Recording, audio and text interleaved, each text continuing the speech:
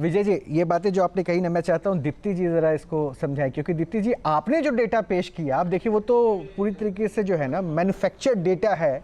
विजय जी ने ये कह दिया, अब आप दोनों के पास डेटा है, दोनों आप लोग जो है डेटा पुट डाउन करके ही अपने पॉइंट्स रख रहे हैं। उन्होंने तर्क दिया और बताया कि भाई आपके पास सारा कैलकुलेशन था कि आपकी आबादी बढ़ रही, आपका प्रोडक्शन कितना रहा, आपने उस हिसाब से काम क्यों नहीं किया। अब जरा मुझे बताइए कि क्या विजय जी जो कह रहे हैं वो बातें गलत कह रहे हैं, या जो बातें आप समझा रही हैं हमें उस पर एतबार करना चाहिए?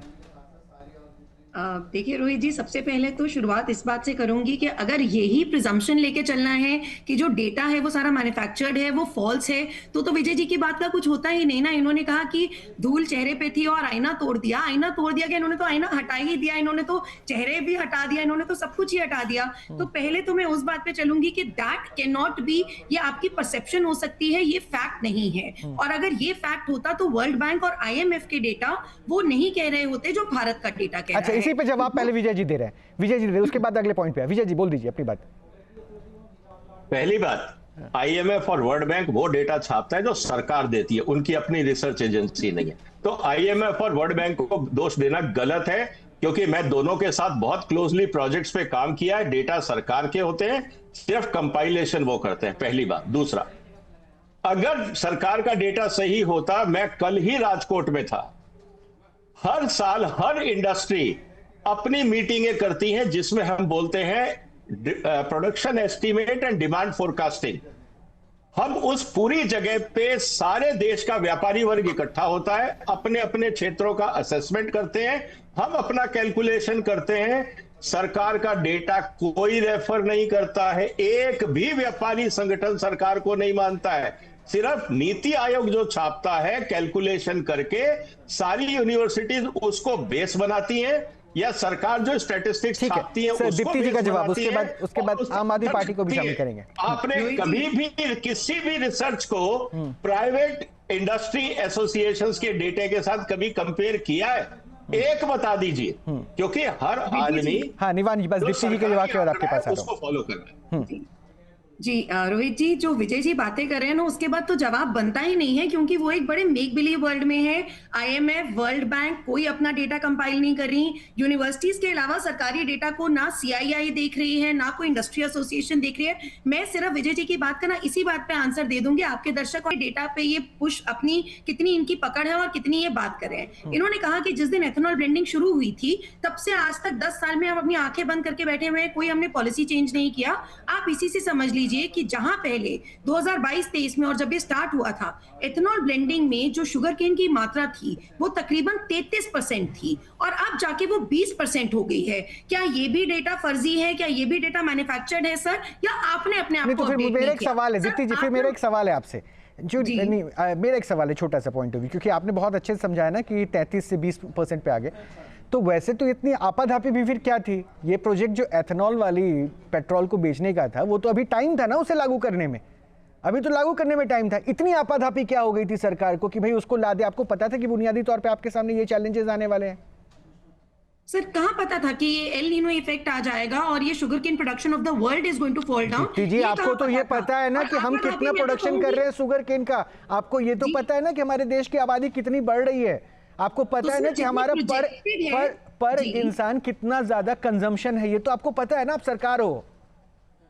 तो सर तभी तो 28.5 मिलियन सर थोड़ा सा रुकना होगा विजय जी, 28.5 मिलियन टन का प्रोजेक्टेड कंजम्पशन था, और प्रोजेक्टेड जो प्रोडक्शन थी शुगर केन की वो तकरीबन 30 मिलियन टन की। मैं अगर आपकी बात को सही मान लूं दीप्ति जी, अगर मैं आपकी बात को सही मान लूं, चांदनी चौक से बीजेपी के ही सांसद हैं प्रवीण खंडेलवाल साहब, व्यापारी संघ से भी जुड़े हुए हैं, काफी ज्यादा नॉलेज रखते हैं व्यापार को। उन्होंने अभी कल कहा था, कल परसों में कहा है 2 दिन पहले, कि हमारे पास तो सरप्लस चीनी है। या तो वो सही कह रहे हैं या फिर जिस डेटा को आप बता रही है वो सही है। अगर आपका डेटा सही है तो यानी बीजेपी के वो चेहरे सिर्फ पॉलिश कर रहे हैं, डेंट जो लग चुका है बस उसे पॉलिश करके सामने प्रेजेंट कर दें। मैंने भी तो यही बोला कि जो हमारी पैदावार है वो 30 मिलियन टन की थी और जो कंजम्पशन होनी थी वो 28.5 की थी, तो सरप्लस ही तो गया। तो प्रवीण खंडेलवाल जी की बात और मेरी बात में तो फिर कीमत बढ़ गई ना। हम तो भाई ये जानते हैं कि हमें चीनी की कीमत कितनी देनी पड़ रही थी। एक आम आदमी तो यही पूछेगा, इतना वो डेटे में थोड़े ना जाएगा, वो बोरे में कितनी दाने चीनी के आ गए ये थोड़ी ना गिनेगा। उसको पता है मुझे 1 किलो की कंजम्पशन की जरूरत है, मैं 1 किलो लेकर आ रहा हूँ। मैं तो सरल भाषा में ये समझूंगा। बिल्कुल रोहित जी, मैं यही समझाने की कोशिश करी थी कि देखिए राबी सीजन होता है, खारिफ सीजन होता है। सर रुकना जो होगा, विजय किसानों सर की रुकना होगा, फैमिलीज एक बार आए और थे भी तो मेहमानों को शामिल कर लेते हैं। जी दीप्ति जी, तो बात पूरी जब कर लीजिए। अप्रैल में जब अप्रैल में जब खत्म हो गया राबी सीजन, उसके बाद खारिफ सीजन के लिए ये जो इंटरमीडिएट पीरियड था, इसमें जो पैदावार हो चुकी थी, उसी पे ही लोगों को ये फ्यूल होनी थी, उसी से कंजम्पशन होनी थी। लेकिन ये जो मैडम, बीच चीनी का एक रबी इंटरिम खरीफ में पीरियड नहीं आया, होता उसका है। चीनी में रबी खरीफ नहीं होता है। नहीं होता सर, है। मैं वही बोल रही हूँ कि रबी ये सीजन और रबी खरीफ खरीफ सीजन नहीं चीनी होता और है, हमने आपको पता ही नहीं है चीनी चीनी और की सीजन बात। की मैंने यही बोला कि अभी अक्टूबर में चीनी में रबी खरीफ नहीं होता है। सर आपने सुनना नहीं है, आप कैसे आपके पिछले आप नाक अक्टूबर सर में बंद नहीं करके था। बैठे हो। विजय जी, मैंने यही बोला है कि आपको सीजन कॉन्सेप्ट पूरा नहीं है मैंने कि अच्छा, ठीक है, नहीं बोली। ठीक है, ठीक है, ठीक है, आप तो ठीक है। वैसे भी एनएसएसओ हर डेटा कोई निकाल ठीक है, निवान को एक बार शामिल करते हैं। दीप्ति जी, निवान को शामिल करते आप हैं। अपनी इंटरप्रिटेशन कर रहे हो।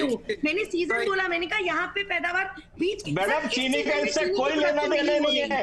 जो चीनी आज आई है वो पिछले अक्टूबर की है। अल नीनो अगले साल असर करेगा।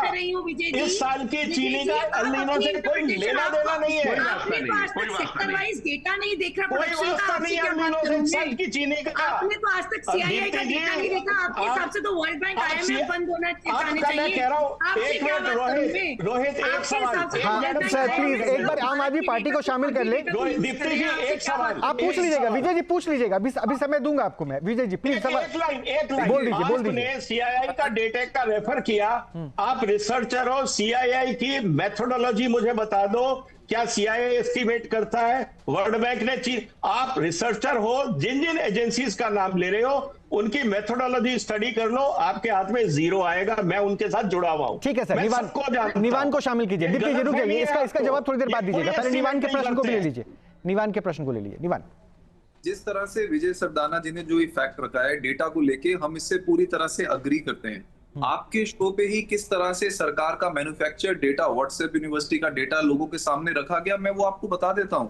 आपके शो पे ये कहा गया कि 1 लाख करोड़ रुपए का हमने 1 लाख करोड़ डॉलर 1 लाख डॉलर का हमने जो इन्होंने डेटा दिया कि हमने फॉरेन रिजर्व बच रहा है। एक ये, दूसरा इन्होंने कहा कि हमने कार्बन एमिशन जो है वो कम किए। ये दोनों डेटा किसी भी सरकारी वेबसाइट पे आपको अगर देश में मिल जाएगा तो आप हमें बता दीजिए, हम टीवी डिबेट पे आना छोड़ देंगे। नंबर 1। नंबर 2, एक टाइम्स ऑफ इंडिया का पूरा रिसर्च था इसके ऊपर, जिसके अंदर ये बताया गया कि जो हमारा फॉरेन रिजर्व है वो इथेनॉल लाने से और ज्यादा वो हो गया है। इथेनॉल का इंपोर्ट जो है वो बढ़ गया है।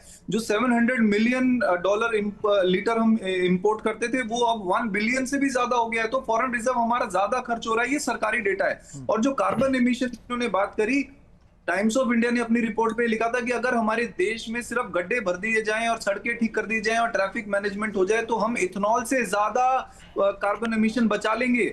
तो जिस तरह से पढ़े लिखे लोगों को आगे फेस बना के सरकार फर्ज डाटा व्हाट्सएप यूनिवर्सिटी पे डाटा बेच के लोगों को मूर्ख बनाने का काम कर रही है, ये देश में कभी नहीं देखा गया है। आज आपके चैनल पे खुले आम फर्जी आंकड़े दिए जा रहे हैं। खुले आम लोगों को बताया जा रहा है कि 33 से 20% कर दिया, ब्राजील में ऐसा होता है। अरे ब्राजील की जो पीपीपी है वो भारत से दुगनी है। जो पर कैपिटा इनकम है वो भारत से 4 गुना है। तो आप कैसे ब्राजील और भारत को कंपेयर कर रहे हैं? लोगों को मूर्ख बनाना बंद कर दीजिए। दीप्ति जी जल्दी बताइए, यानी आपके डेटा जो है सिर्फ मैनिपुलेट करने वाले हैं, ये आम आदमी पार्टी ने सीधा क्वेश्चन कर दिया है। सर, मैं तो निवान जी की बात पे हैरान हूँ कि एप्पल्स एंड ऑरेंजेस कंपेयर किए जा रहे हैं। मैं यहाँ बात प्रोडक्शन की कर रही हूँ, वो मुझे पीपीपी का आंकड़ा दे रहे हैं। मैं तो कभी रिफ्यूज ही नहीं करी पीपीपी के आंकड़े को। मैं यहाँ प्रोडक्शन की डेटा की बात तो आपने कार्बन एमिशन का जो डेटा कहा था उसको चैलेंज किया ना उन्होंने। कार्बन एमिशन के रिस्पेक्ट टू एथेनॉल बात करी। मैंने तो कभी कहा ही नहीं कि गड्ढे भरने से कार्बन एमिशन कम नहीं होगी। मतलब मैं यहाँ बात कर रही हूँ एक्स की, वो बात कर रहे हैं जेड की।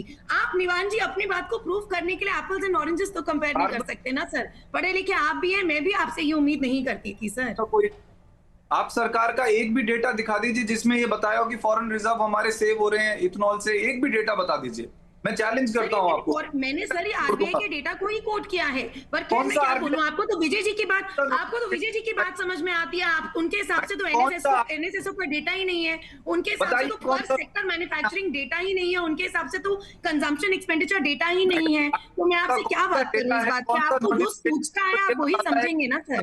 सर बच गए, बताइए आप।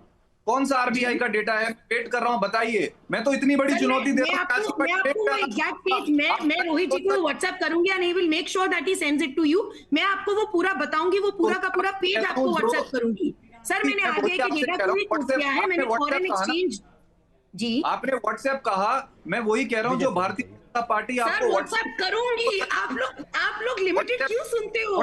मैंने कहा मैं वो पेज आरबीआई की रिपोर्ट का सर को व्हाट्सएप करूंगी since I don't have your number. आप लोग उतना ही क्यों सुनते हो जो आप सुनना चाहते हो? वेबसाइट पे बताइए, ये आरबीआई की वेबसाइट हम खोल लेते हैं, बताइए कौन सा नोटिफिकेशन है? मैं आरबीआई की वेबसाइट खोल लेता हूं। रिपोर्ट सारी वेबसाइट्स पर, मैं आपको वेबसाइट पर होम पेज पर नहीं है, मैं आपको कह रही हूँ, मैं आपको रिपोर्ट व्हाट्सएप करूंगी, वो बकायदा वो पेज व्हाट्सएप करूंगी मैं आपको रिपोर्ट।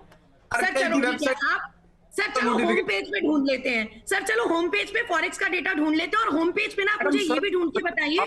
सर आप मुझे होम पेज की बात मत करो। सर आप पढ़े लिखे हो, मुझे यहाँ पे रिपोर्ट की बात करी हूँ। मैं आपको 2025-26 की रिपोर्ट डाउनलोड करके वाया रोहित जी भेजूंगी, व्हाट्सएप से भेजूंगी, व्हाट्सएप का डेटा नहीं भेजूंगी for your. Okay sir, okay हो गया, ठीक है। नहीं ठीक है, निवान भाई हो गया, निवान भाई हो गया।